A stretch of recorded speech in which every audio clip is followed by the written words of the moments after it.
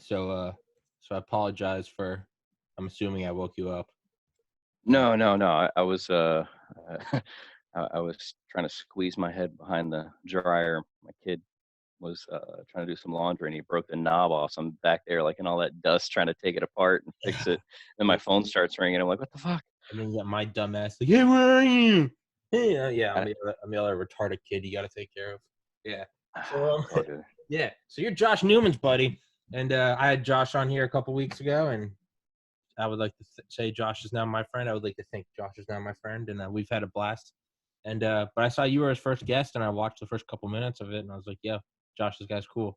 And he was like, "No, not really. He's a fucking loser." And I was like, "Okay, well, that's rude." I was like, "That's rude," and I think he seems cool. So, um, of course not, Josh. We love you, but yeah. So I didn't want to watch because I didn't want to spoil, or not spoil, ruin any sort of get to know you content. So I gotta go to work at I gotta leave here at like 1:30, so it's 12:20 my time. Do this bitch till like 1:15. 1. Sounds good. Is that good with you? Yep, yep. Yeah. So the first what I did watch was that you're in the Marine Corps. You're a psychiatric RN, and you're a black belt, and that's what I'm assuming an assassin of sorts. Yeah, judo. I've been doing judo for about 9 years now. So CIA assassin. That's what you're trying to. That's what you're trying to get at, right? No, No. No. no, Yeah. no. Well, that's not. That's one of those things you just do. You don't even tell people about. Yeah. Like Yeah.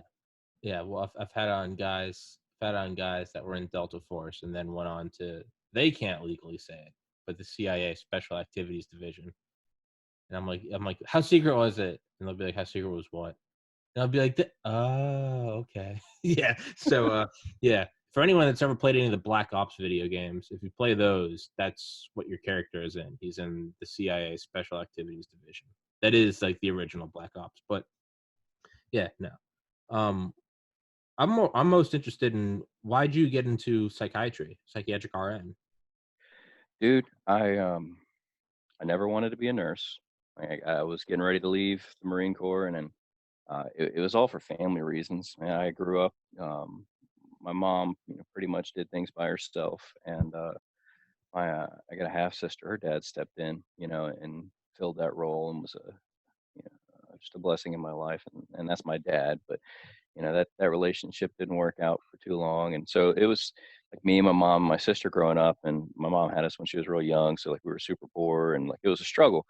And I wanted to have a family. I knew that even as a young man, and I wanted to be around for it. And so like the military lifestyle, the deployments, the training ops, and everything. I was like, I'm good at this. I love this. I hate this, but I need to try something else. And if it doesn't work out, this will still be here. Yeah, So, and then I was just kind of like, well, now what the fuck do I do? yeah, And I was like, I don't know. I was thinking about med school. It's just kind of, you don't know what the fuck you're doing. yeah. I think you're not. I don't. I think personally, you're not an adult till you're 26. Like I your just brain's turned not done. I just turned 30, and I really don't feel like I turned 30 2 weeks ago. I don't feel like I have full. I'm not fucking. I got into med school by the time I was 23. I don't feel like I have a full. I don't feel like I've had a full grasp on who I am truly.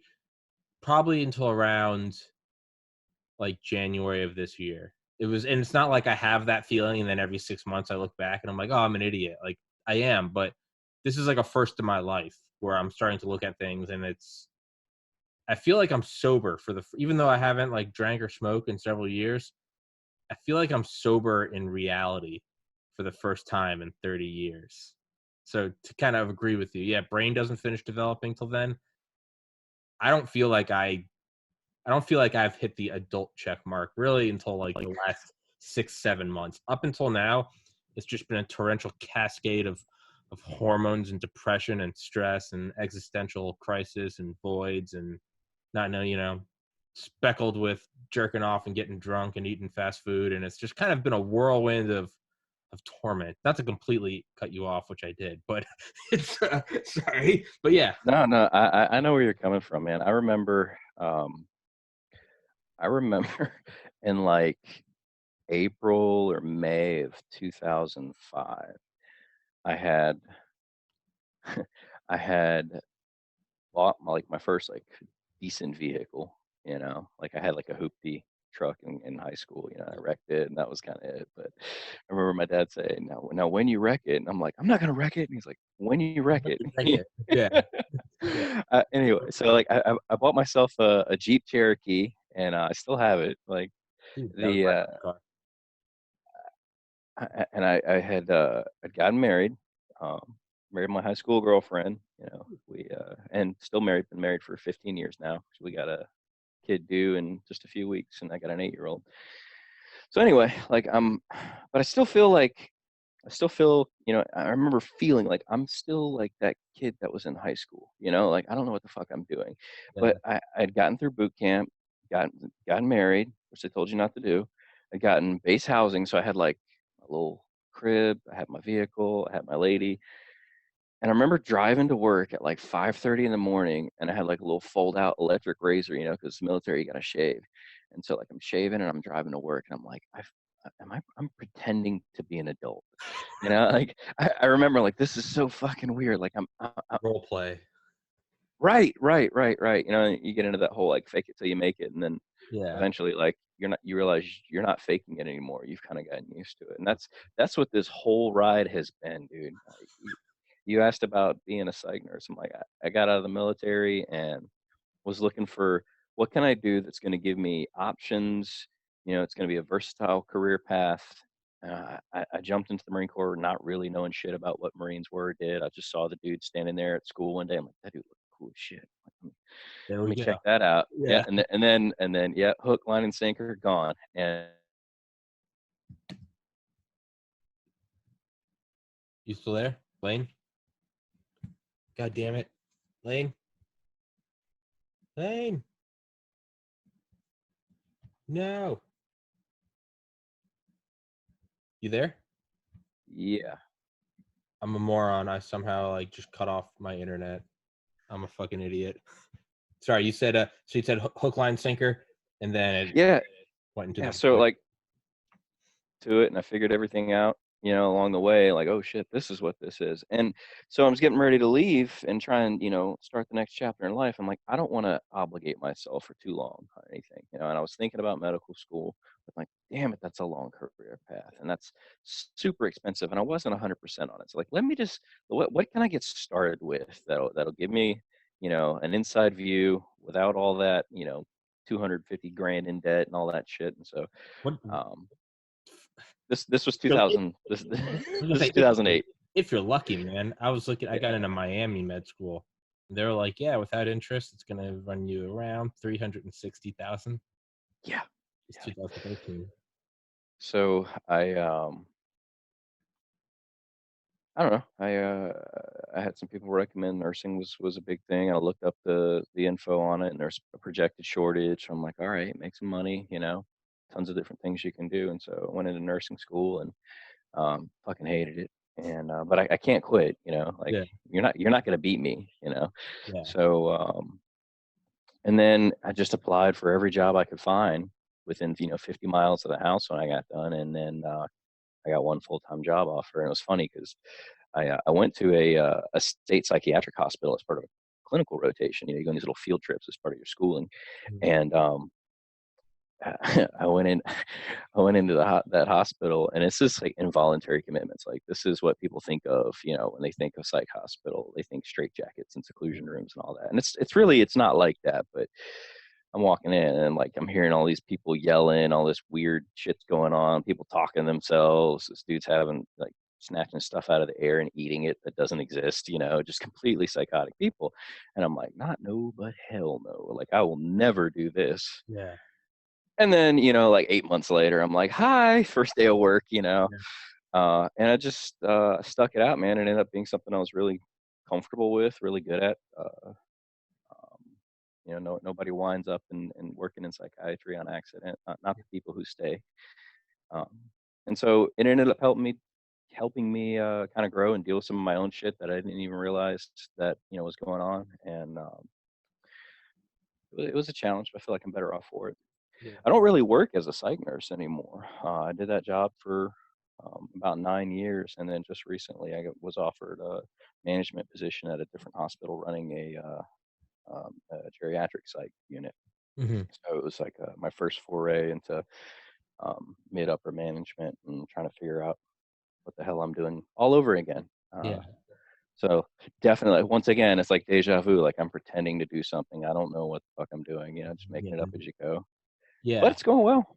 Yeah. It is true. You do fake it, but it's not like fake it till you make it. You fake it until you forget you're faking it. That's how I think of it. Is like you're never like, I made it. You just get really good at lying to yourself. It's like I was like a bumbling like weightlifting idiot until I was like 20, like literally till my 20th birthday. I remember my dad dropped me off at the frat house. It's my sophomore year of college. It was 2010, August 7th, 2010. And it was like, okay, not a freshman anymore. And I remember that first night living in the frat house. I just remember I got so high. Like it was like the highest I'd probably ever been. Just gravity bongs, that good South Georgia gas station weed that they now know causes seizures and shit, right? But it was to my dumb mind, I was like, oh well, it's synthetic, so it's good, whatever that means. And I remember high as fuck sitting on the couch, and I just realized I was like, I have 3 years until the real world, and it was just like I'm just moving towards this until I graduate, and then it's just because you're in college, but you have student loans, so like you still don't have to really like be real about anything. You just get food and go to class, and it's still, I mean, it's still not real. And I was just like, that terrified me. So this was like before the hold my beer meme, but like it was literally like that became like a running joke with like guys I'm still friends with. I remember we were like drinking afterwards, like playing Mario Kart, just some real productive shit. And I was like, I remember I got up and looked at my buddy Cal, and I was like, "Yo, I'm gonna go to bed. I gotta go to the library tomorrow." He was like, "What? Like classes don't start for a week?" And I was like, "No, I need to be a doctor." And he just thought I was fucked up. And I went to bed, and then the next day I went to the library, and then did that the next day, and did that every day for weeks and months. Got a 4.0, did it again the next year, and then transferred to UGA. But like stopped drinking. But so the joke became it was just like hold my beer. I need to go get into med school. And then 3 years went by, 6 semesters of 4.0s, published undergraduate research, aced the MCAT, scored in the top 4 percentile, got into med school, and then like started like drinking and partying again. But like it was like a real life, like hold my beer. I got to become a doctor real quick. And but yeah, I say all that to say, I remember it was like I didn't know what I was doing, so I was like, well, I need to be a doctor, so I need to like stop drinking. And then I was like, I should probably put on like a collared shirt. And I was like, I should probably like not be going to class high, and like I just kind of faked it. And then like a couple years later, I'm sitting there like interviewing around all these like Ivy League kids, and it just dawns on me that like I still have no idea what I'm doing. I've just got really good at it. Everyone's like, instead of being like, I'm an idiot, I don't know what I'm doing. Instead, it was like, where'd you go to school? They're, oh, Yale, Harvard, you. I'm like, UGA, but I'm just realizing as I'm talking to these kids, of like, I've lied so well that I am now lying at the tears of like Ivy League kids, and everyone's still believing it to the point where they accepted me. And like, it kind of dawned on me, like, I did mushrooms when I graduated for the first time. And that's when it really dawned on me that I was like, I'm just wearing this like mask, kind of like you with the electric shaver. I'm like, I'm just wearing this like pre-med mask. And like, I was just handed instead of a pre-med, now I'm handed a med school mask. And I was looking at it and I was like, I don't know if I want to put that on. And I didn't. And it's been several years of chaos. But now I'm wearing a podcast mask. And I started wearing it in December. And it was weird for a while. I got some calluses, but now I kind of forget that I'm wearing it. I don't know where I'm going with this. I don't think there is a purpose to it, but yeah, I'm just putting on like I started working at a liquor store a couple weeks ago. Now I have like liquor store mask. I go in there and like I go from like I'm driving there and I'm like calling people like get an interview, and I'm listening to audiobooks of authors I want to have on. Or thank you very much, sir. No, I'd love to talk to you about your research. And I go in there and put on my mask, and it's like, what's up, fuckers? And it's just like, what's up, dick cheese? You just missed it, dude. There's some bitch with great tits. And it's just like, cool. And it's like completely like misogynistic, asshole. But I don't even think about it. I just put on that mask.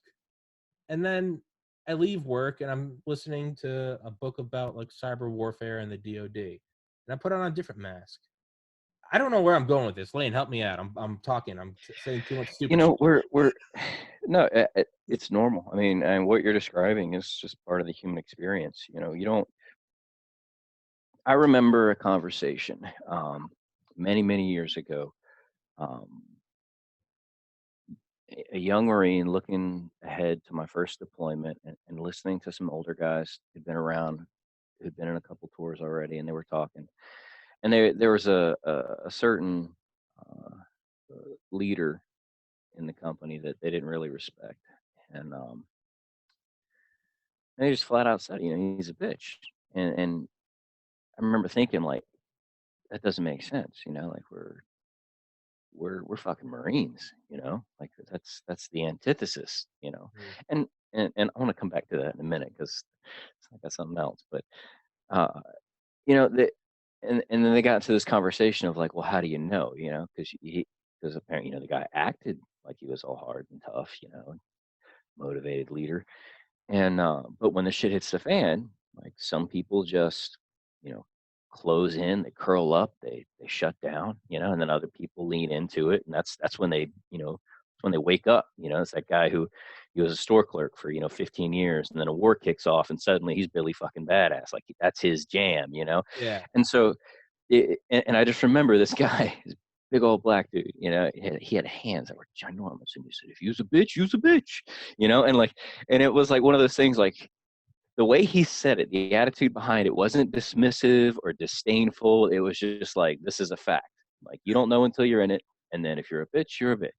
And I disagree with some of that, you know, because I think people can grow, people can make choices, but um, I was worried. I remember thinking like, fuck, like I'm not gonna know until it happens. You got to pop that cherry, and you know, shit happened, and then later on, and I was happy with the way I dealt with it, you know. Mostly just because I'm an idiot.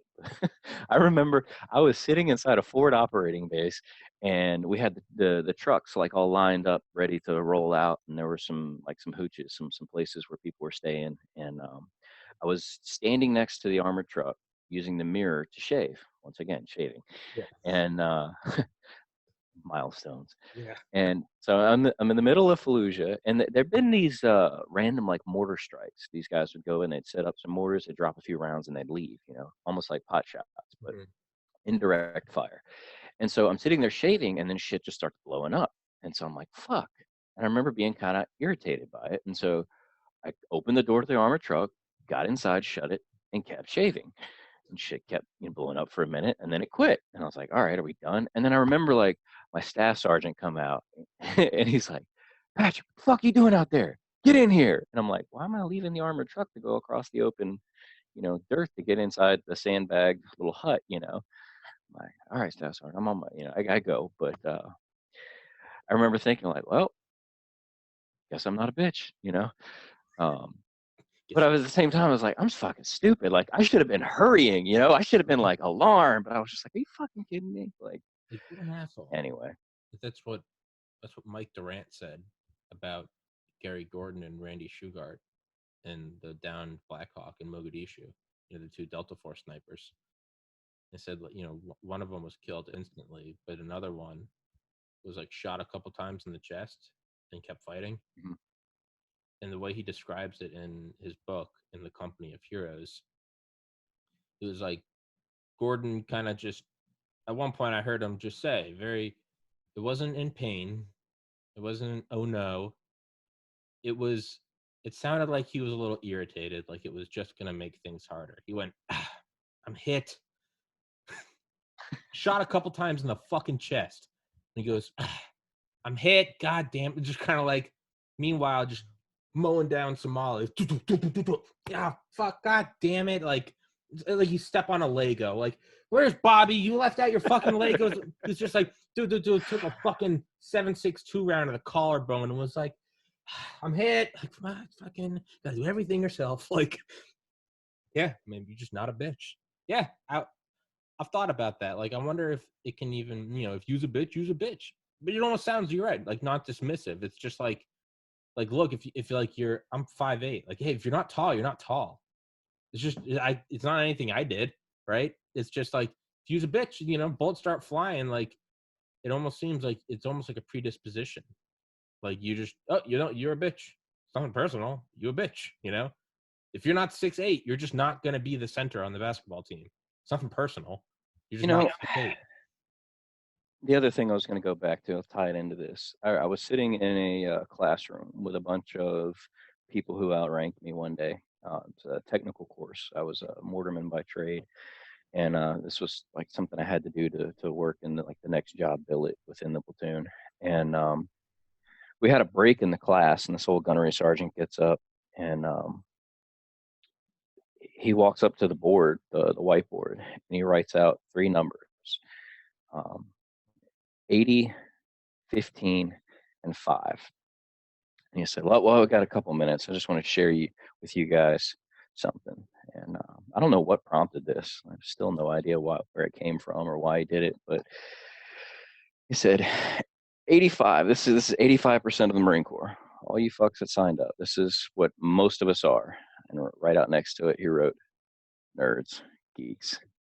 It's like, fair enough. Like, all right, yeah, I like playing video games. I like computers. I like fucking taking shit apart, putting it back together. I get nerded out about shit. Got an X. You And can't that, see it right behind this camera. I've got an Xbox. yeah, the computer I'm on right now is a gaming computer. It's like Yeah, the third yeah. one I've built. Like, Fuck yeah. yeah, Fuck yeah. sure. So I'm like, yeah, I get that. I watched Dragon Ball Z all through high school. Like, no Yeah. problem. Okay. Um, Good. 15% was athletes, guys who they were on their way to a football scholarship or whatever in high school, and then they took a knee or an ankle or something, and then that kind of derailed them, and so they got this body that's been trained and they've been working hard for a long time. They have the discipline already, and then suddenly like their career path that they had projected is just gone from them. It's taken, and so then they're looking for another way. Like, well, now how do I pay for school? What do I do with myself? I need something to be proud of, something. And then 5%, he said, 5% of you fuckers are actual killers. Now, this is like, the biggest fraternity. This is super macho. Yelling the word kill is an affirmative response. I mean, somebody tells you to do something, like, you got that, kill, like, all right, like that means yes, like, okay. And grunts and barks and growls are all acceptable forms of communication. So, and it's just part of the spirit, the attitude. And so when he threw up on there, like, only 5% of the people in the Marine Corps, and who knows, he's pulled these numbers out of his ass or whoever before him did, but are actual, like, I signed up so I could kill people. Like, this is the only way I'll be able to do that. And I thought about that. I'm like, that's there's something to that, because, like, y- part of faking it till you make it, part of growing up in life is putting yourself in enough situations that you start to round out the picture of who you are. You're this blank slate when you're coming up, and you don't know if you're going to be a bitch. You don't know if you're going to be the kind person. You don't know if you're going to be the one who jumps down in the subway and picks the kid up in a hurry, like, until that moment strikes. And then you make a choice. And this is where I kind of disagree with the whole, it is what it is, you are what you are. I'm like, no, every choice you make is another line, another page in the book of your life. And when you're old, if you're fortunate enough to live a long life and sit back one day on the porch swing with your moonshine and your homegrown weed, and you're sitting there thinking about 50 years ago, and you think about all the shit you've done, like, you have to live now so that when you hit that point, you're satisfied. Like, you have to hold this image in your head of who you want to be. Like, what's Tommy going to be like when he's 50? Like, what's a cool Tommy? Like, who's a Tommy I want to hang out with? Yeah. And then you just make choices along the way that live up to that standard that you set for yourself, and fuck everybody else. It's Yeah. it's your life. You have to live with it, not just live it. So I kind of disagree with some of the, like, the, I don't know, the fatalistic Oh, uh, I'm with you 1,000%. I was just going along with big black guy, big hand black yeah, I mean, I wouldn't argue with him. I was 18 years old, just listening, like, fuck. guy. Yeah, I thought I was ready. he fuck you with those hands. Yeah. Yeah, so, Yeah, I'm with you 100% on that. I fucking hate it, but I saw some like post on Instagram. There are diamonds in the hundreds of trillions of pounds of diarrhea on Instagram. but like one was like set a goal so big that you can't achieve it until you become the person that can. So it's not even choose something that you can achieve. Like I want my podcast to be like the biggest and best in the world, like hands down. Like I was always in great shape, gained a bunch of weight after my brother committed suicide. 6 years later, I'm still trying to shed it. Normally, I'd have like 8 abs. I still got a little belly, right? Like I want my podcast to be huge. I want to get back to like the best shape of my life. I want to change the face of like mental health care via psychedelics, and they're not being explored enough. There's MAPS, Multidisciplinary Association for Psychedelic Studies, headed by Dr. Rick Doblin, but none of that is stuff I can do right now. 587 subscribers. I should be about 170 pounds. I'm about 200. I need millions and millions of dollars to do what I want with mental health care. Right now, after this, I got to go stock liquor shelves, right? But to become that person, I have to become something far greater than I am right now. And I think it will take me about 10 years before I can really start enacting the change I want. But kind of like hold my beer, I got to become a doctor. And like 3 years, it took 3 years, but I built my own little skyscraper, just a brick at a time. And I did it. And that's kind of what you're saying, writing your own book. That's what I'm looking at right now. Like if I die right now, I would be content because I know I'm trying. I got into med school and turned it down. I got my ass dumped. I live with my parents. I'm 30 years old. I work at a liquor store. Like the friends I had that got into the same med school as me are now practicing physicians, making buku bucks with hot wives, right? But I would be happy knowing that I said, fuck it, I'm going to go try. That, to me, that is like what you're saying, if you weren't content. It's like the Maya Angelou quote, the greatest pain is bearing an untold story. It's just wondering what if. That's far worse than failure, right? So I need to like fill those shoes. I have to do this podcast. I got to do it every day. I got to put out content constantly, right? I gotta get turned down by probably no bullshit. It used to be 95%. I think I get turned down by about 98 to 99 of every 100 people I ask to do the podcast, right? It's to the point where I'm sure like I probably have like come close to restraining orders and not known it. Like, hey, no means no. Stop calling this company. Stop calling Northrop Grumman. That was a real one. Stop calling us. This is classified research. I'm like, all right, Jesus. I'm just sorry. They got an American flag. I thought that was all I needed. Assholes. I'm just asking about a special access program. God. But it's again, I don't know where I'm going with this, but yeah, you gotta when I'm old, drinking moonshine, homegrown weed, maybe have like a pet bear or something, right? I want a big old fucking grizzly. Yeah. Waking up, having coffee, maybe take a hit of acid, hit the meth pipe, go ride my bear into town, see if I can't take on the SWAT team. You know, normal old people shit. But no, really, like I want to look back and just be like, I fucking did it. Like I fucking did it. And not only that, but like I set out on shit knowing that it would take 10 years to complete. You know, it's like knowing that's what's that quote, like when old men plant trees whose shade they know they will not sit in. Yeah, or when old men when old men plant trees and they know that they won't sit in their shade. That is when society grows great, right? Or I look at it as like when you wipe the seat of a toilet that you didn't even piss on, but you know the next guy is going to come in and go, "Oh, clean toilet seat." That's when a bathroom grows great. That's what yeah, I agree with that. Is I don't know where the fuck I'm going with this, man. I just start talking and just like let it rip. Like it's just like it's just kind of like throwing a ball down the pyramids, and I just kind of hope it keeps bouncing down the steps. Sometimes it doesn't. I'm not really sure where I'm going with this. Yeah, I think one of the you talked about having this sense of being at peace with yourself right now and being kind of awake, sober. I think woke is a common term. I'm not woke. Do not don't put that evil on me, Lane. But Do not put that evil on me. I am not woke. Fuck those people. But I mean, having a presence of mind, and being at peace with yourself, and finding and trying to live out of a center space. I think one of the times when I was actually able to start approaching that center space was when I realized, like, I just knew it for a truth, like, nobody knows what the fuck they're doing. Everybody's just making this shit up as they go along.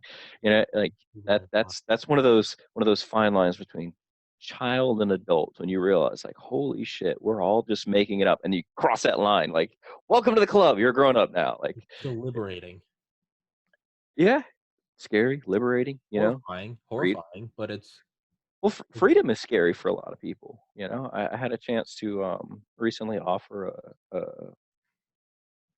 my mind, a pretty sweet ass job to somebody, and they turned it down, and they turned it down because it would be a I'm putting words in somebody else's mouth and trying to read between the lines, but I'm sitting there thinking about, like, why didn't this awesome applicant go for it?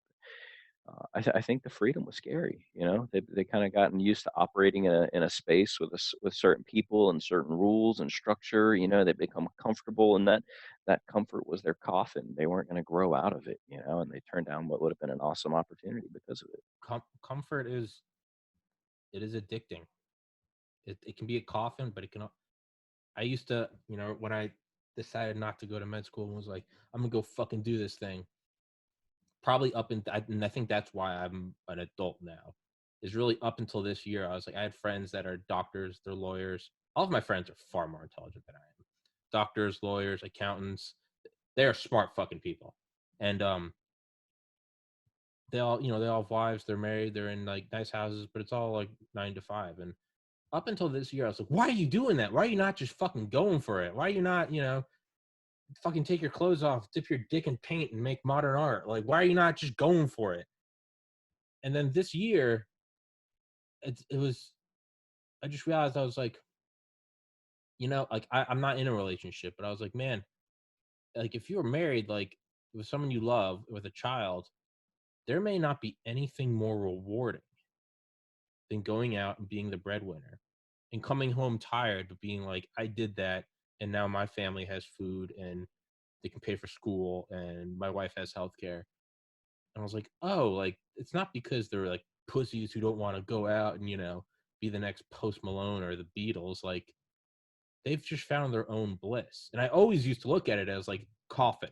You're done. You've bent over. But now I'm like, I get it. I don't think it's for me, but I get it. I don't know. But yeah, man, one of my greatest fear is this podcast not succeeding. My second greatest fear is this podcast succeeding. What will I do? What will I do if all of a sudden I get money? I'm like, okay, all right, I cannot be drinking because I'm a moron when I drink. Like I can't smoke pot. I have an addictive personality. Like I think like what would happen if I got a lot of money? I'm like I would probably like move away from people. I would isolate myself just so I can't fuck it up. Like freedom and success is terrifying. If you can't tell, I interrupt a lot. You kind of gotta just punch me and butt in. Oh, the trying to find your own happiness is that's a tough task. We're so what you're talking about with those people that get up and go to work, they do their 9 to 5, they come home, they see their kids, like that is what we call the American dream, and that's what you're from a young age, whether it's looking at the Andy Griffith show or, whatever, like you have this idea in your head of what happiness is supposed to look like. And then I think a lot of people get there and they realize I'm like, they're going through the motions, but they're not actually happy. I mean, like, Where's the pot look of at gold? yeah. Well, I mean, look at the prescription rate on Prozac. Like fucking SSRIs took over, Yeah. and so it as terrifying as it is, whether it's turning down med school or being like Dave Goggins and never being satisfied, the true dog mentality, Yeah. whatever it is, like Stay hard. taking your own Stay approach. hard. Well, I'm like like Dave Goggins is an incredible person, you know, at this on one level, like you can't listen to him without like, I'm sorry, I got to go run now, like, you know, but at the same time, it's like, man, like, is he ever going to be happy in life? You know, like, One thing I will think he ever have that moment of contentment where he's just sit back and he's like, yeah, today's a I good think day. I don't think he wants to. No, I don't think so either. You I know, think like he's I think he's forever in foreplay, and he doesn't want to nut because as soon as he's finished nutting, it's it's like now over. what? So I think Yeah. he's just edging, and he's just gonna edge forever. He doesn't even want to nut before he dies. I think he wants to die edging. And I can I blame him? I mean, well, I don't know. Do you ever read or listen to any Ram Dass? Mm. Died last year. He was like 93. He was um he was a Harvard psychiatrist in the 60s. He was good friends with Timothy Leary, turn on, tune in, drop out in the 60s. They got fired from Harvard for like distributing LSD. Yeah, I love Ram Dass. His name was Richard Alpert, and then he became Ram Dass. And he like dropped out, literally went to like India and like sought out gurus, and then just became like some speaker for the next 50 years. He's the best. Um, but he was like, you can become God. You can become the one, the I-ness, the source of all creation. But once you do that, there is no I. You can't enjoy it because there is no you. It's like the perfect movie, but there is no one watching because you can't. It's like by definition, there's no more separation. He's like it's like a pool of mercury, and it gets closer to the other pool, and then it just absorbs it. And he's like the real trick, the real like bodhisattvas and gurus will tell you, you want to stay right on the edge forever and praise God and be a servant to God, and not God in like the Christian sense, but just like the oneness, the behind all gods, the one source. And he's like, you want to serve and be a servant to that God because he describes it. He's like, you're forever in foreplay. You're forever on the edge of ecstasy because once you get there, it's over. The game's over. You got to restart. Restart as a single-celled organism or the Big Bang. And he's like, you just stay right there and you just edge forever, and that's bliss.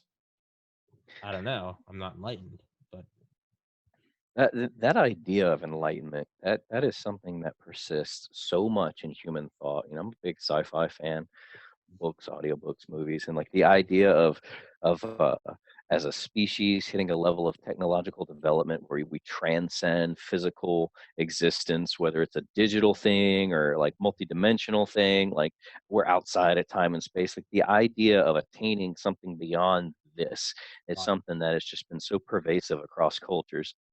We're so fascinated with it. yeah, the singularity. Do we leave? I mentioned it yesterday, I'm going to mention it again today. My favorite, I'll text it to you right now, my favorite book ever. It's called The Metamorphosis of Prime Intellect, and if you like sci-fi, it's like a 2-day read. If you like sci-fi, you will love it. It's not on Audible, it's not on it's on Kindle. I don't know where it is, and frankly, I don't know why or how it didn't take off. But it's by Roger Williams, and I emailed him. He's going to come on the podcast on Wednesday. It was published in 2002. It is my favorite book. You can read it online for free. I'm texting it to you right now. It's but yeah, the whole story goes into that. What happens when a hyper AI comes about, and it kind of goes into like what we're talking about. It's like, what do you do when you become the god, when you can have everything? And what they do is they start kind of pursuing pain instead of pleasure because they've already had every pleasure.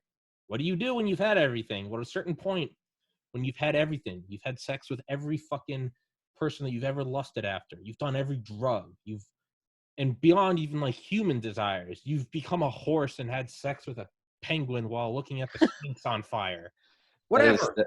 At a that's so human though. They're like that's what happens. Anytime you follow wealth and power, like shit gets kinky, people get weird. You We get to start Epstein Island, and then that's where we are today, man. And that's the only way. And Uh, it's so weird. It's so so weird and fucked up and depraved, and I have no sources to back this up, but I don't fact check here, so free to be fake news. But it's like what Tim Dillon says. He's a comedian. I turned Josh Newman onto him. He's on Joe Rogan. He's like, what do you think's going on there? He's like, I don't know. I feel like you get to a couple $1 billion, and after you've wrecked a couple nation states, you need the next high. So what do? You start raping kids and then eating their bodies in the woods and sacrificing their blood to Moloch. I mean, it's the next logical step. But in this book, it's all about none of it's real. It's obviously all like it's all just like VR. But like that's what they do is they go back and they experience what is it like to be a Jew and being herded into Auschwitz. What is it like to be a heroin dealer and the guy doesn't have the money, so he holds you at gunpoint and kills you or rapes you. And it's the first time I read it, I was like, what the fuck is this guy on? But as I look back at it and I read it again, I'm like, if you've had everything, well, what becomes the new desire? The new desire doesn't become pleasure. The new desire becomes something that you have not experienced. It's novel information, right? You've already beat a video game. I'm playing not Just Cause, Far Cry 5 for like the 10th time right now. So I've already beat it. I already know the story. So now I'm just doing weird shit, like seeing if I can beat the whole game without doing a mission, just like racking up XP with like a bow and arrow. Because now it's like I've done it. I already know what happens. Now I want to do weird shit. I'm like setting cows on fire with flaming arrows, right? it's it's and that's what he says you get in. I won't spoil the end of it, but it's yeah. End rant. Sorry. No, that's what we do. That's why there's however many thousand cable TV channels, different movies, books. It's all so that we can, vicariously experience something. We can see through those eyes. We can experience the story. That's Jeremy Robinson's book Infinite kind of gets into that, where um, yeah, like you just do over and over and over again. And you think go back to Inception, DiCaprio talks about how they went like so many levels down and like they built cities, they did everything. I'm like, they probably left out all the kinky weird sex shit they did, but just Well, he said he was like there for 50 years, so it, 45 of those years was just yeah. So not just debauchery. yeah. Yeah, I don't know, man. You at the end, after all of it, you come back to, I do anyway. I come back to like, I'm here on the weekend now. My job's supposed to be kind of a Monday, Friday gig, but I was telling Josh yesterday, I was like, I almost don't want to have a weekend because it throws me out of the loop. Like I need to do shit. I need to do laundry. I need to clean the house. I need to hang out with my kid. I need to chill and let my nerves come down. But at the same time, like I wake up, I'm like, what the fuck am I doing? Like, what am I gonna do now? I'm just gonna hop on, play some PUBG, Yeah. drink a little bit. I'm like, wait a minute, like I'm that many hours closer to death now. Like, what did I do that was actually meaningful? Like, how is that gonna help anyone or anything? I'm like, Yeah. It's free time is like if this podcast succeeds, it's not like I want to get to $100 million and then be like, now I can just do nothing. To me, that is worse than death. Like I don't even on my off days, man, it's like I have an Excel spreadsheet because I'm just fucking, I'm crazy and like those crazy people scribbling numbers. But like you can go back to the first podcast episode was December 12th and 0 views. And then okay, every day I tally up the total views. I have a bunch of different metrics, total views, impressions, that's like how many times it goes over someone's screen. But I have a bunch of different like parameters to measure the podcast.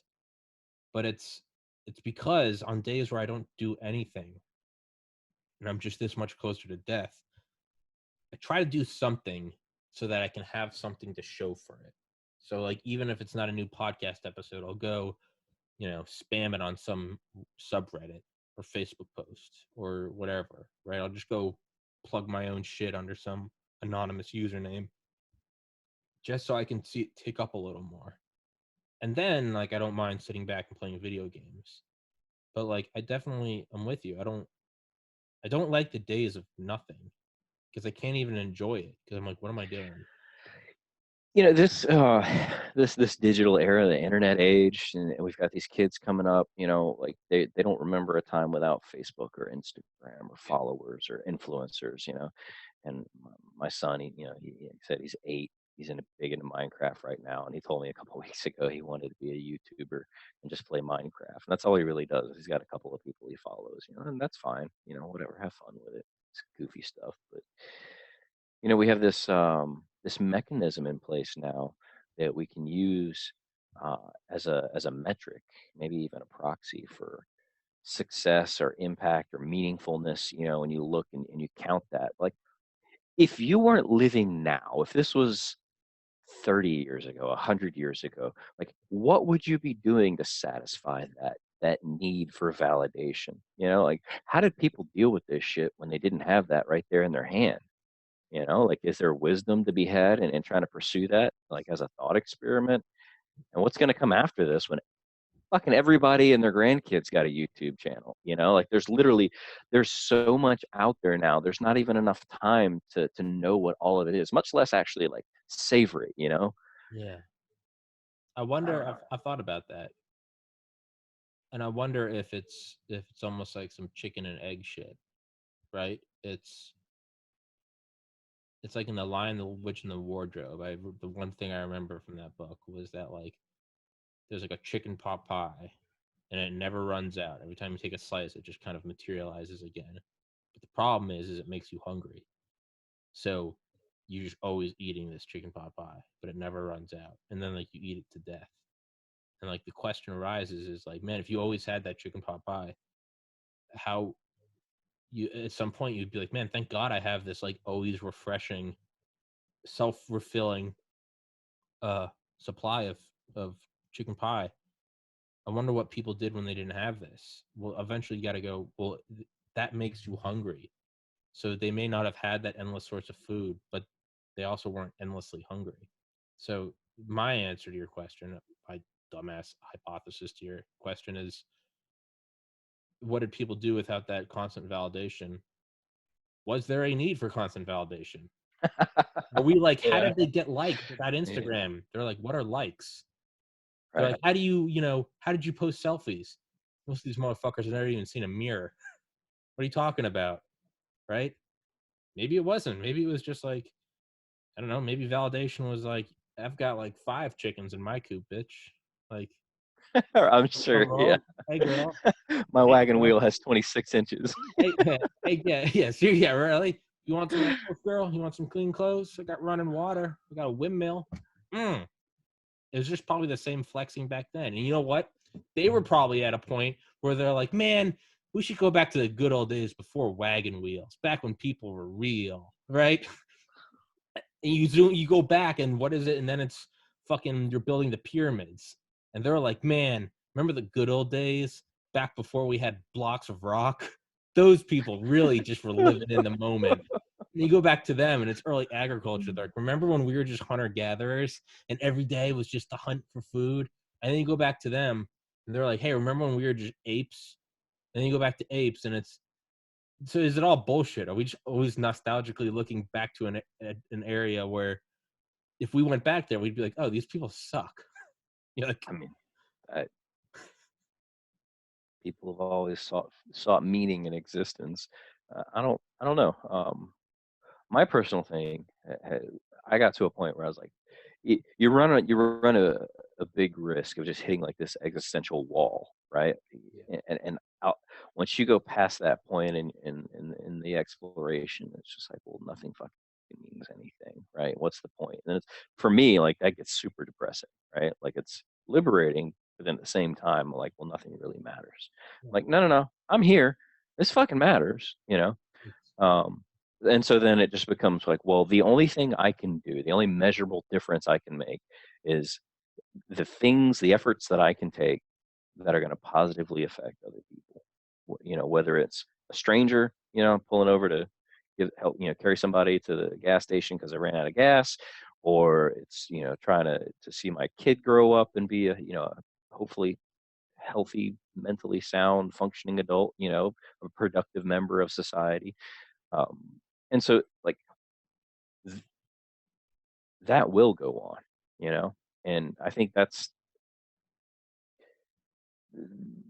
something I think a lot of people have tied into. You know, when you look at the whole idea of trying to have like a male heir for, you know, a bloodline, you know, I'm like, it's gonna go on, it's gonna matter. I'm like, well, plenty of bloodlines have, you know, just gotten lost in the mingling of all the people, you know, Yeah, like nobody remembers it. But uh, if you do something, you know, whether it's helping somebody, you know, a school teacher, you know, devotes their life to education, and then, you know, literacy goes up a little bit, you know, over a span of time, or, you know, like, then those things matter. There's a sense of progress. And I don't know.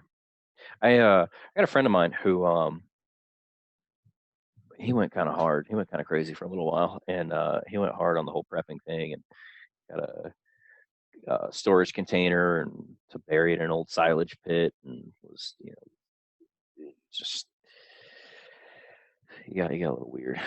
Um, You know, and I remember getting into a conversation with him about why, you know, like, well, what's the point of all this? You know, it's like, well, if the shit hits the fan, you know, place to wait things out. You know, I'm like, well, you can't really wait shit out.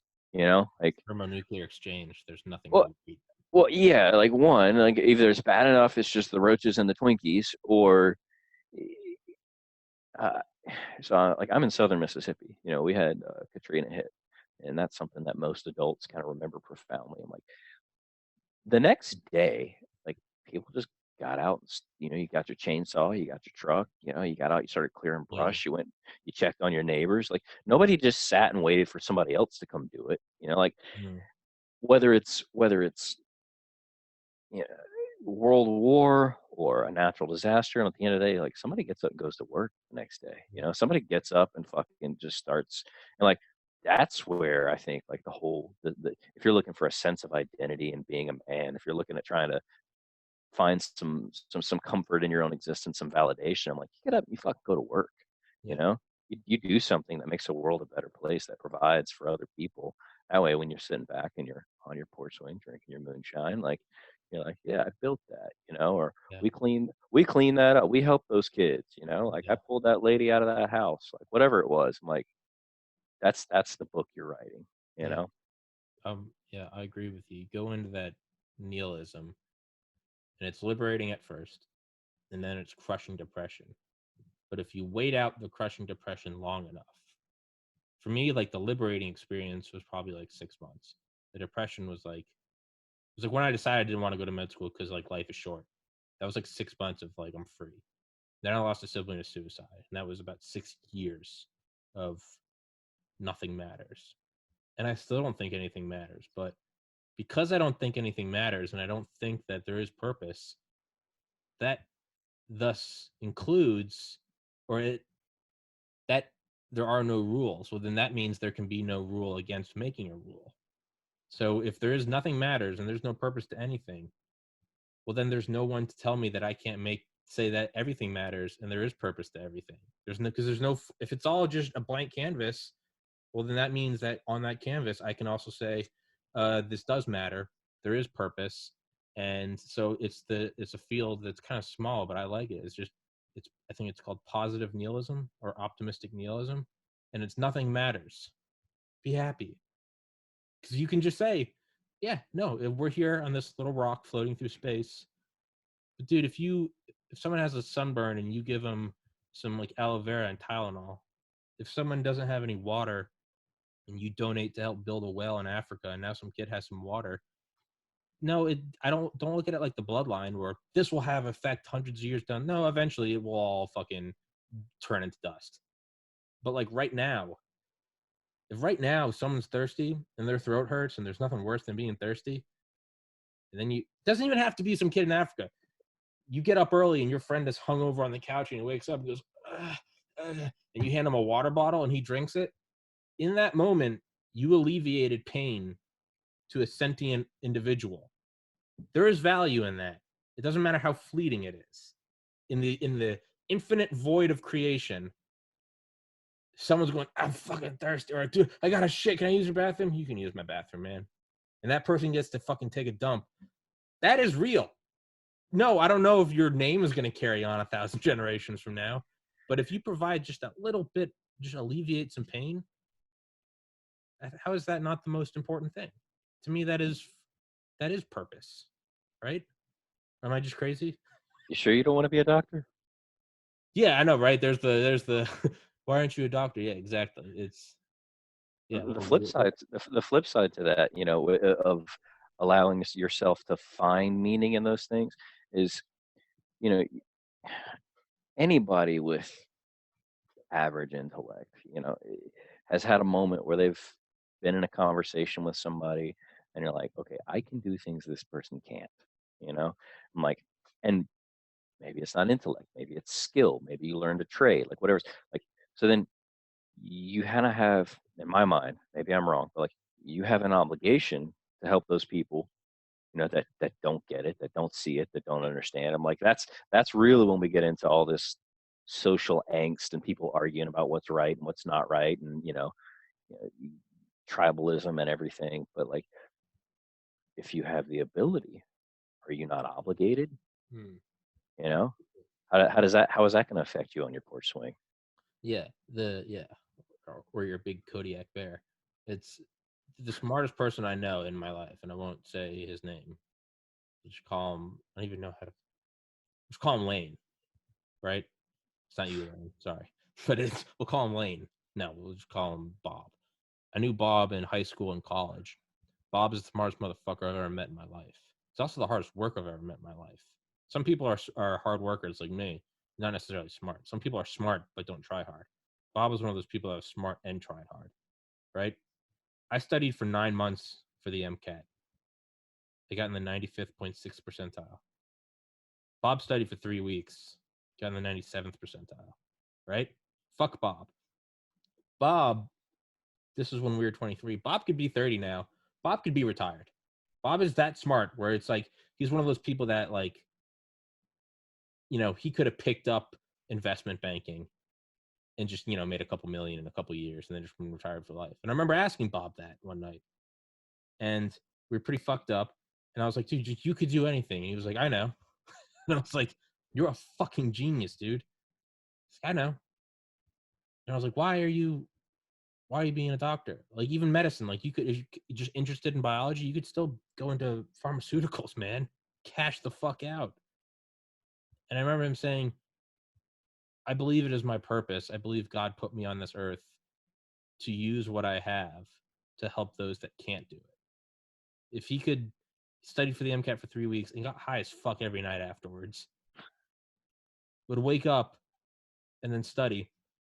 If he could do that shit with his, again, not to say he doesn't work hard, but if he could do that shit with his eyes closed, he was like, yeah, I could go make a lot of money. Or I can still make a killing doing this, not by no means live a modest life. But he's like, that I could help people that don't have what I have. And instead of, wrecking economies, I could go be a surgeon. And to me, I've always looked at that as like that is proof that like that helps like ebb the nihilism. I'm like, there's someone that is just like, yeah, I could go do anything, but I think it's my purpose to help people. And it's like, Jesus, dude, like that is he could very have easily been like a Mark Zuckerberg, right? He could have just gone and made billions. But he chose to use his powers for good. Yeah. And he's to me, I'm like, that's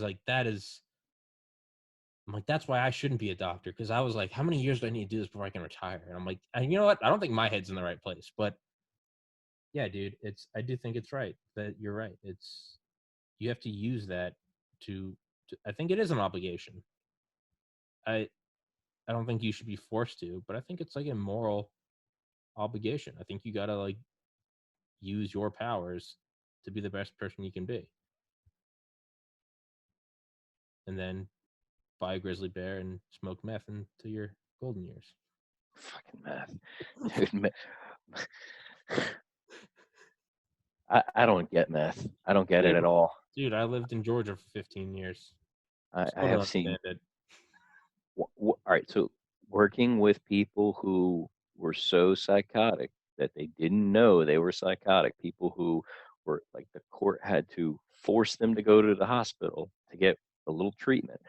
So many times you'd get somebody coming in that they look like they have bipolar disorder or schizoaffective, bipolar type, and hallucinate and super paranoid, haven't slept in weeks. And this is a crazy thing because then once you hit that diagnosis and that sticks, and then you get people who get on like disability because of their mental illness, you know, like literally the only thing they don't need an expensive medications, $30 a pill, or some long acting injection that's going to cost a taxpayer $1,600 a month. Like, no, no, no.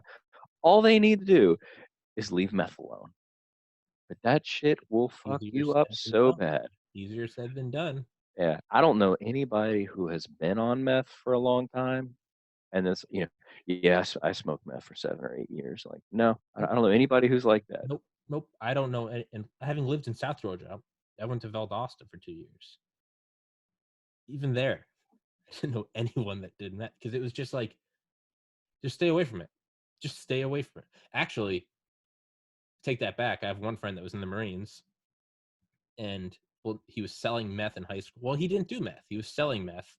Didn't have any outlooks. Joined the Marines, and he was getting there. Yeah, they were receiving mortar attacks. This is 2003, and he said that he was sitting there going, "Man, there's an easier way to get a paycheck." Came back. He is now a physician. Yeah. So, but yeah, you know what? No, he didn't do meth. Yeah, I don't know. I I've know a talked to couple people individuals who, who were on heroin for a couple of years right? and got clean and are now very strong, the strongest people you'll ever meet mentally. But like, I kind of get it. I've never done it, but I mean, who wouldn't want to just sink into a warm heaven of bliss? I get Like it. liquid love in your veins. Yeah, Yeah. meth. There's there's nothing even attractive. It's not like, man, What's the upside? Like, it's not like, man, it ruined your life, but I bet it's great. I look at it, I'm like, that looks terrifying. I Like, talked to an old guy one time. This is the one upside. Um, I mean, this guy was geriatric. Okay, his body was just broken up with multiple diseases and years of abuse, and he didn't have any intellectual skill set. He'd been a laborer his whole life, and his home was run down, and like this poor fella, like there. Do you know what tardive dyskinesia is? yeah, oral Right. facial part of dyskinesia.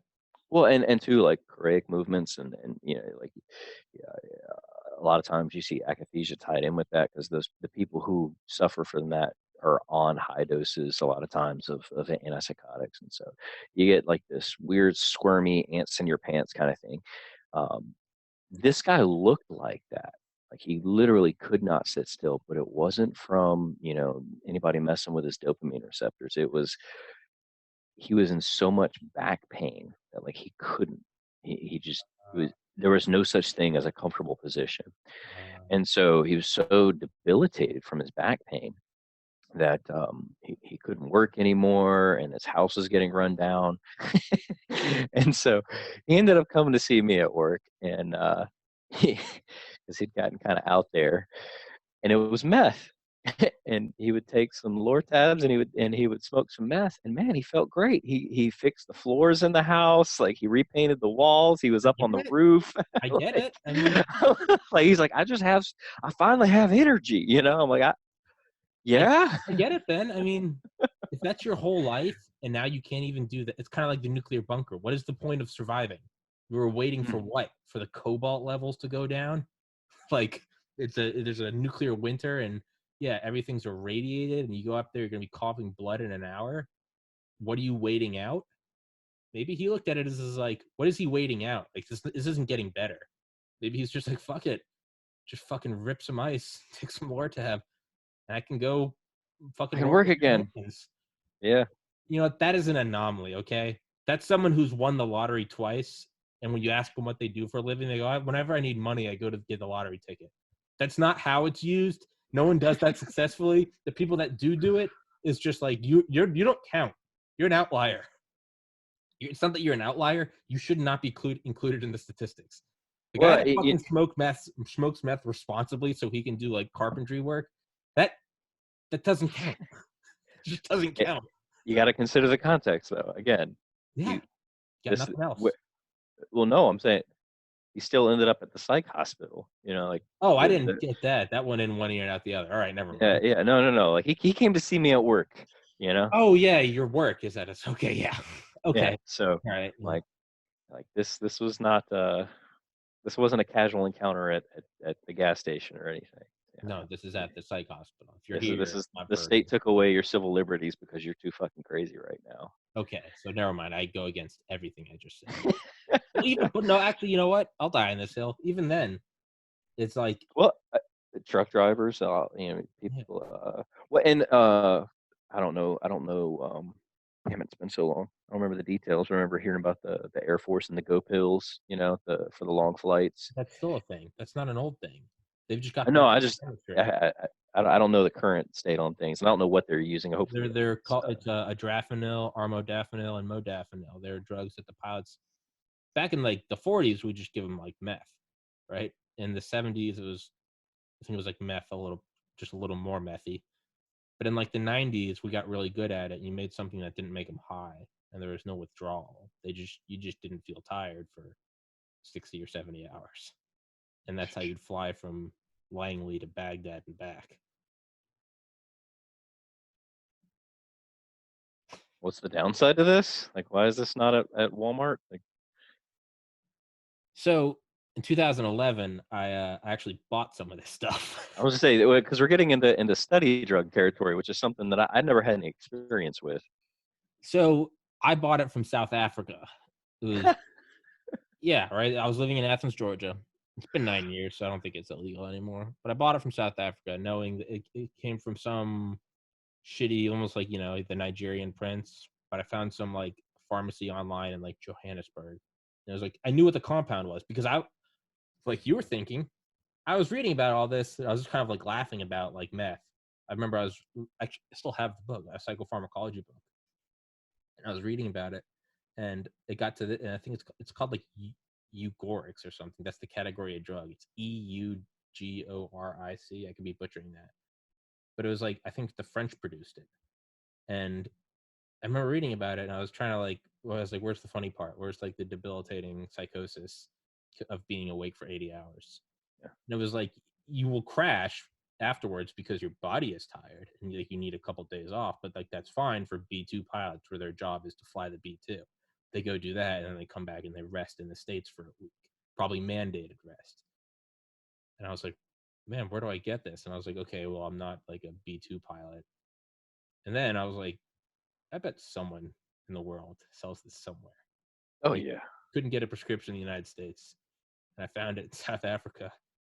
It was like to get a prescription, you had to be like a military pilot, but it was also like $150 a pill. I found, yeah, I found it being sold from, it was expired, which just means it's only 99% effective, right?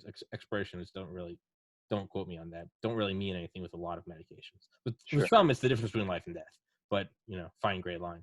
But Well, that's storage and yeah, everything. I found them and it was like expired. I was like, I don't know how many hands these have crossed, but I was like sitting in South Africa. But I did the math and they were selling it for like 3 cents a pill. And so I was like, I'm gonna spend $100. And if it's a scam, which I think it is, I'll lose $100. And you know what? Good. I'll learn my lesson. If not, I still have 2 years of pre-med left. Man, these could be these could be beneficial. So I ordered them. Didn't get anything. About 8 weeks later, I got this thing, and I mean, it almost looked like an SNL prop. It had like all the stamps on it from different countries and shit. Like, and there was like as soon as you open it up, there's like a folded piece of paper, and it's like written in broken English, typed, but like broken English. It's like we are not responsible for like U.S. customs, and I was like, oh Jesus, and like I got it, and there it was, and I would save it for finals weeks, and I would take it, and didn't get high at all, and I would just study for like 72 hours. There's no downside. I did it for several years. I'd only use it for finals week because when you come off of it, you do need sleep. Never even jacked my heart rate up.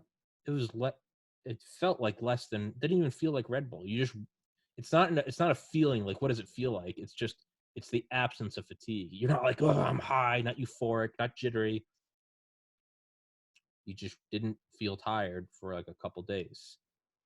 And I remember the last time we took it was after I got into med school. Me and my friend took it and went to some like there's like all these huge frat parties in Athens at UGA in the spring, and I think it was 2012.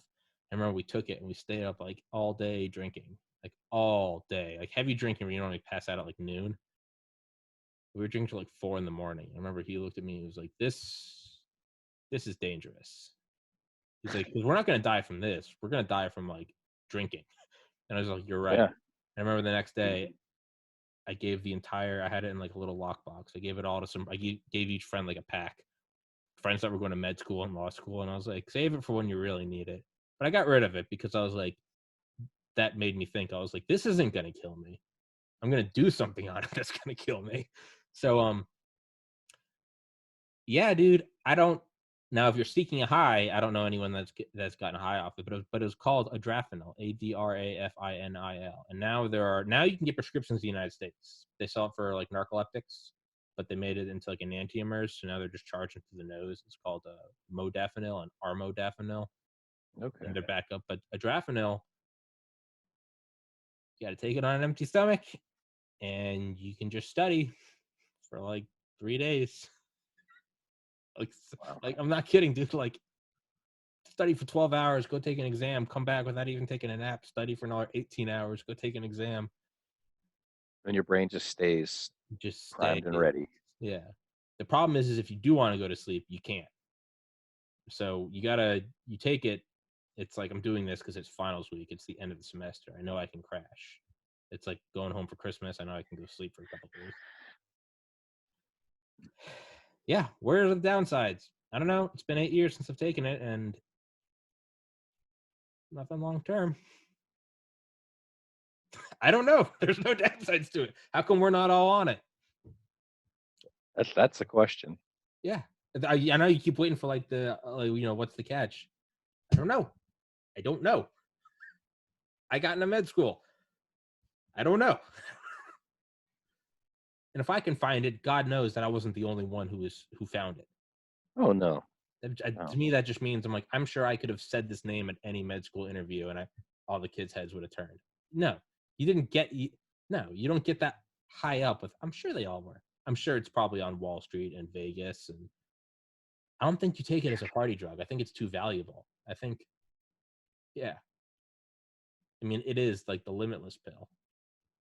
Well, it doesn't make you smarter. It just keeps your focus ready. It doesn't make you smart. No, and it doesn't. No, it doesn't even. I found it didn't even really make me focus. It just made me not tired. You had to do Yeah. everything else. You still had to have the drive to study. Like, it just gave you. It was almost like the ability to pause time. Just a bigger gas tank. You just had to go in there. You still had to work. You still had to have the drive to study mind-numbing organic chemistry. So it wasn't like a stimulant in that it gets you psyched up. It just gave you, a bigger gas tank. I don't know what the downside is. I'm gonna have to look at this. I want to know. I want to know like how many people are using this. Why this is not more common. Like, there's got to be something. In 2011, I was like, "How is this?" I'm like, "There's no way any of this is real." And I took it, and I remember I was like, I felt like I just like hacked into reality. Yeah, there's got to be some kind of competing market that's already in place that would supplant, and so there's a vested interest somewhere or something. Like, follow the money. Like Yeah. it. I don't know. Or too That's powerful. wild. You can't let the layman have it. People who have it probably don't want other people to have it because that's their edge. Well, yes and no. I mean, having people crash, that could there's a downside there if that's not well managed. But then at the same time, like, look at the popularity of Red Bull and Monster and Rain and all these, But that's stackers and yeah, 5 hour energy. Like, we are but that's killing ourselves to try and be more productive. yeah. But I think people also like the rush of that, Oh yeah, 100%. Like not just productive. but literally, like, we're okay. Yeah, I mean, I think there would be a lot of people who were bored with an alternative that just gave you a bigger gas tank that Yeah, didn't hype you up. If like you didn't probably have a still be fucking taking those on top. yeah, if you right, yeah, 3 days with a hypertensive headache, just Yeah. shaking. But I mean, shit, dude. What about like a battle? What about like a battlefield or medic, like a trauma surgeon? You just need to be up. Imagine if you have that as like feel like that'd be like an emergency reserve you would have in like hospitals. Like, what if there's a terrorist attack and you're just triaging thousands of people? Well, I bet for some operator, for some team guy, there's probably some of that in his pack right next to the ketamine. You mean for like what? Some like Delta Force guys, or you mean like Hmm. Oh, Yeah. I'm sure the operators have it, sure. But I feel like for like surgeons, you feel like you'd almost want that. You'd be like break glass in case of Oh emergency. yeah. No, that what's his fucking Robert Halstead, right? The guy who kind of pioneered the whole. He was like on the front end of um oh fuck, he was a Harvard doctor. He was famous for his marathon shifts. He'd do like 2 and 3 day shifts, and they found out like later on he was just a big cokehead. It's like all this med students were trying to keep up with him, Yeah. and he was just slaying shit. And then at the end of it, like, oh no, he was just worked out of his mind on coke the whole time. Yeah. Oh no, it's Terrence McKenna. It's the problem isn't finding the answer; it's facing the answer. How is he doing all this? How do you think? How is he getting all those home runs? Because he's taking grizzly bear testosterone. That's why. It's not. There's not some. What's he doing? What's his ethic? No, he's just. Have you ever read House of God by No. Samuel Shem? It was Uh, written in like the 70s about Harvard residency. If you ask any doctor, they will all have read it. It's like an unwritten prereq. what What is it the again? House of God. House of God. Dude, it is one of the best books you'll ever read. His pen name is Samuel Shem. His real name is Dr. Nick Bergman. But he went to Harvard Med School and did a residency at, I think, Mass General in Boston. And it's all about just the insanity of it. And I think the book actually had like effects, and like it created like institutional policy change, because he talks about how, yeah, they'd just be like smoking meth so they could work for 80, 90 hours, let off tension so the doctors would be fucking all the nurses in like the closets, like just right in the patients walking in the hallway. Why's the closet rattling? Oh, it's the fucking water tank. They're just banging it out just to like, let some steam off, and then just fucking hit the meth pipe. And yeah, and there was one guy that always seemed to have it together. And finally, towards the end, the guy was like, "No, I'm doing meth with like the rest of you guys." And it's like, "But how are you not tweaking?" He goes, "Oh," and he like pulled out like a vial. He's like, "Well, I take Valium at noon. I take a Klonopin at 4 p.m. But then to offset that, I take an Adderall. Do a little cocaine on the evenings. On bad days, and he was like, "Oh, this dude. The only difference between him and us is he was just doing more drugs." And you need to read it. It's like, ask any doctor about it. They will like slyly smile. It's I like a would. brutal, yeah, I look forward to this today. Gomer, Gomer. Get out of my emergency room. There's like the 7 rules. Gomers go down. Old people don't die in hospitals. They will never die. They'll be in there 90 with cancer, getting their 3rd hip. They will survive. Doesn't matter. They'll survive, and they will drain the system. If young people come into the hospital, they're dead. They're just dead. Good looking 25-year-old guy comes in. Nope, he's fucked. He's fucked. If you're young, you die. If you're old, you live. Little old ladies, that's how you pad your pockets. Little old ladies come in, they just need like urinalysis checks or skin checks. That's how you just keep the money coming.